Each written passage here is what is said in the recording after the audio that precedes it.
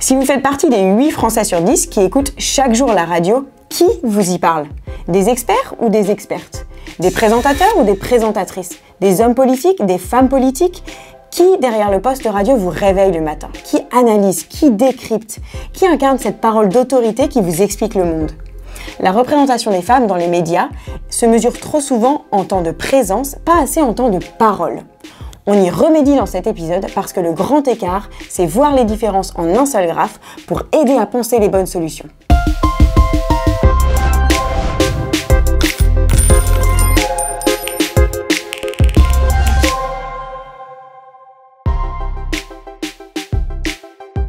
En 2019, le temps de parole sur les radios françaises est occupé à 31% par les femmes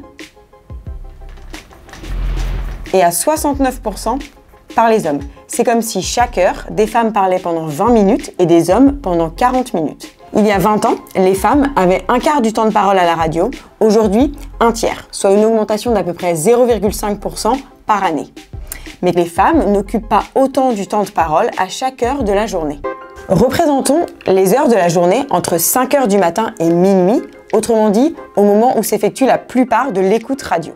Pour chacune de ces tranches horaires, dessinons le taux d'expression des femmes, c'est-à-dire le temps de parole occupé par des femmes. De 5 heures à 6 heures du matin, les femmes, en moyenne sur les radios françaises, occupent 28% du temps de parole.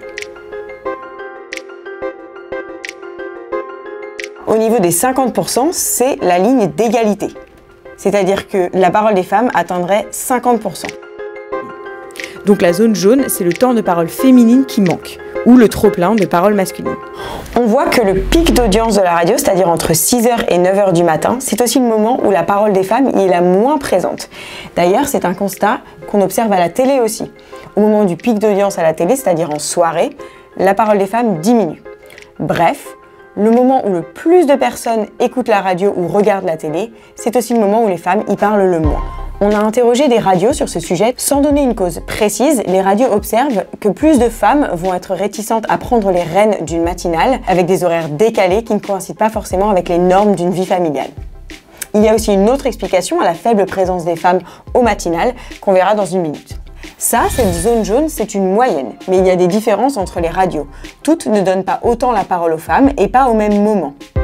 Par exemple, on voit que France Inter donne davantage la parole aux femmes lors des matinales et aussi en fin d'après-midi et en soirée. Europe 1 fait partie des meilleurs élèves puisque les femmes, en moyenne, elles y parlent 46% du temps. Par contre, on voit que sur les matinales, elles ne s'expriment pas plus que de 30% du temps.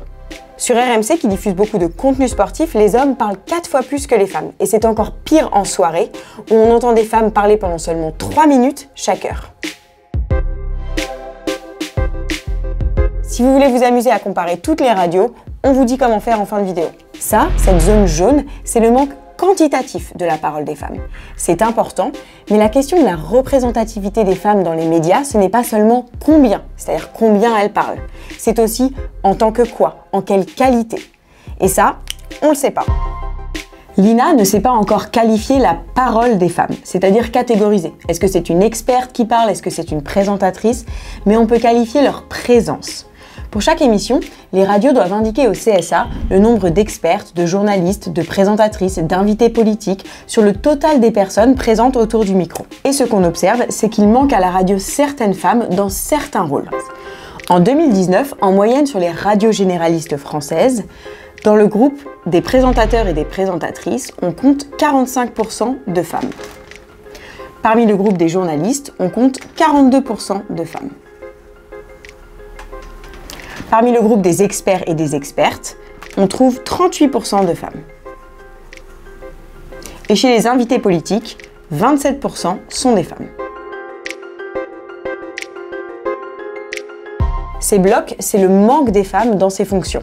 On voit qu'il est le plus criant chez les expertes et les invités politiques. Autrement dit, chez les intervenantes qui livrent leur analyse et exercent une parole d'autorité. Là encore, il y a des différences entre les radios. Dessinons, pour quelques grandes radios, l'écart qui les sépare d'une parité homme-femme sur ces fonctions. Si on prend le groupe des présentateurs et présentatrices, sur France Inter, on compte 42% de femmes. Sur France Info, c'est 35%. Sur RMC, on compte 10% de femmes parmi les présentateurs et présentatrices. Et sur Europe 1, 47%.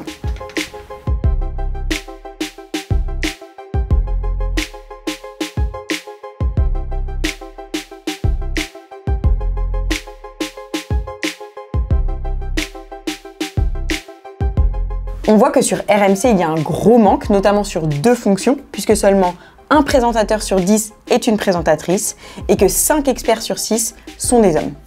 Europe 1 se dégage par le nombre de journalistes, 65% sont des femmes. France Inter a fait un gros effort pour inviter plus de femmes politiques. En 2018, elles représentaient 25% des invités, contre 40% en 2019. Yann Chouquet, directeur des programmes de France Inter, nous explique que les radios sont aussi soumises à une obligation de pluralité, c'est-à-dire de faire parler tous les partis. Donc s'il manque un invité politique, inviter une femme va aussi dépendre de leur présence au sein des personnalités éminentes et des porte-paroles de ce parti. Les matinales, c'est aussi le moment privilégié pour inviter des personnalités politiques, ce qui explique le plus faible taux de parole des femmes entre 6h et 9h.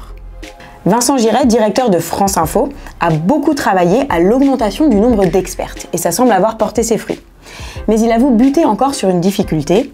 Les femmes sont plus nombreuses à décliner la proposition de venir dérouler leur expertise, alors qu'il observe chez les hommes une tendance au toutisme. Ils sont plus à l'aise à venir parler de tout sujet. Pour faire évoluer les choses, il faut avoir un engagement sincère. Et on voit que là où il y a de la volonté, notamment dans certaines antennes publiques, il y a du changement.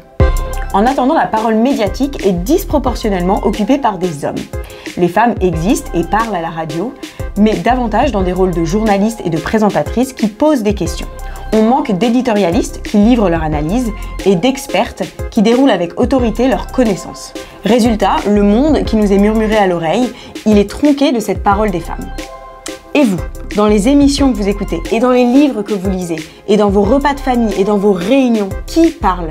Femmes, hommes, qui vous raconte le monde, qui vous livre son analyse, qui occupe le temps de parole, qui prend votre temps d'écoute. Comptez et dites-nous ce que vous découvrez.